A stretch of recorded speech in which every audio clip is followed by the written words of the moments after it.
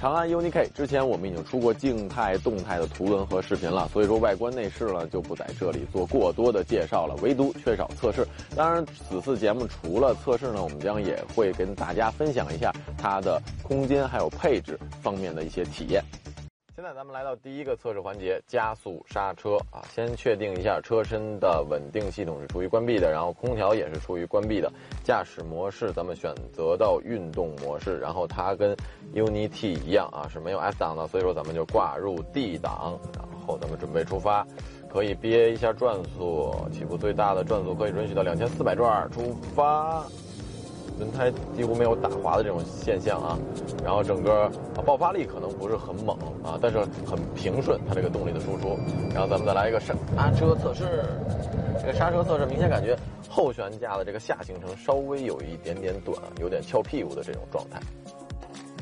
加速和刹车我们分别测得10组数据，最终0至100公里每小时的加速时间为8.83秒，刹车成绩为39.13米。对于拥有233马力的长安 UNI-K 来说，加速成绩只算是中规中矩，刹车成绩也同样可以令人接受，但是车身姿态较为夸张，因后悬架下行程较短，车身甚至出现了后轮离地与跳动的现象，这在我们测试过程中是极少出现的。现在咱们就来到麋鹿测试环节啊，今天测试的车手是来自汽车之家赛车队的林奇。长安 UNI-K 在麋鹿测试中的成绩在同级车中还算不错，但整体车身姿态和车内的主观感受却不太能让人接受。首先从 A 区进 B 区的动态表现来看， UNI-K 凭借着马牌 MC6 的运动胎有着不错的转向响应，但当车辆即将进入 B 区开始向右打方向时，能明显感受到车辆悬架系统的上行程极长，需要等待避震器完全压缩后，车辆才会开始转向动作，而此时快速的重心转移也将 UNI-K 高的重心抛向左侧。而在轮胎抓地力极好的情况下，右侧2个车轮都出现了离地状况，并且伴随着快速的车尾滑动和不规则的跳动，极易出现侧翻的危险。而由于车轮离地状况的出现，电子辅助系统在介入后既不能很好的将车辆拉回至正常行驶轨迹，也不能很好的控制住车速，最终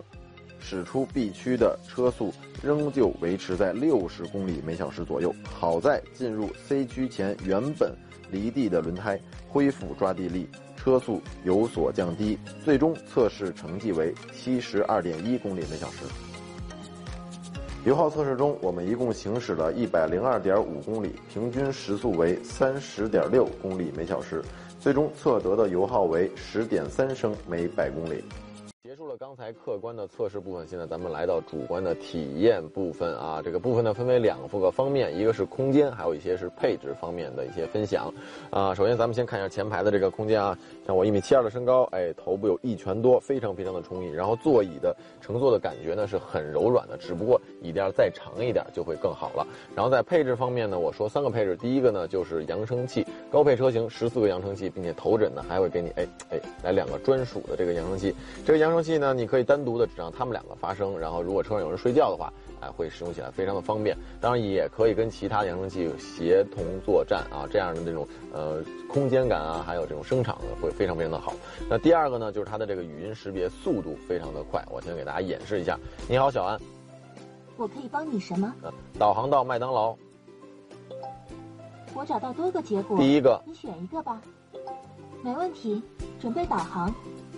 大家可以看一下它的这个反应速度是非常的快。然后第3个配置比较让我满意的呢，就是它的这个疲劳侦测的驾驶，前方有一个探头，当你开车的时候有一个不小心的打了个哈欠的话，它会屏幕上会立刻提示让你不要疲劳驾驶。现在呢，咱们就去到后排看看后排的空间还有配置。后排最大的亮点当然就是空间够大，确实对得起它接近2.9米的轴距。大家可以看一下它的腿部空间可以很轻松的翘起二郎腿，真的宽敞的像一个大客厅一样，并且中间的地板也没有隆起，可以说看着是非常非常的敞亮。然后头部呢有1拳的头部空间，然后座椅呢跟前排一样，也是非常的柔软，只不过呢也是椅垫稍微有一点点的短。然后在配置方面呢，后排有独立的出风口，2个 USB， 下面还有一个很好的储物。整个车内我觉得最大的特点就是后排空间够大，当然我猜到肯定也是消费者最关心的一点。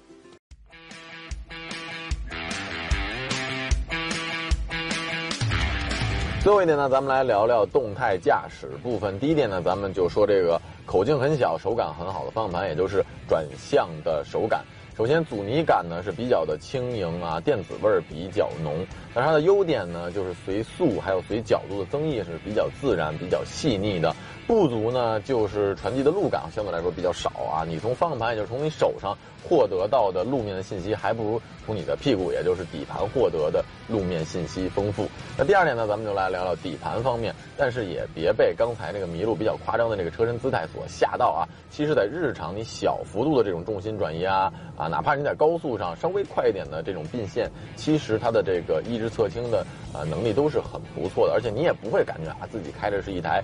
车宽超了1.9米，然后轴距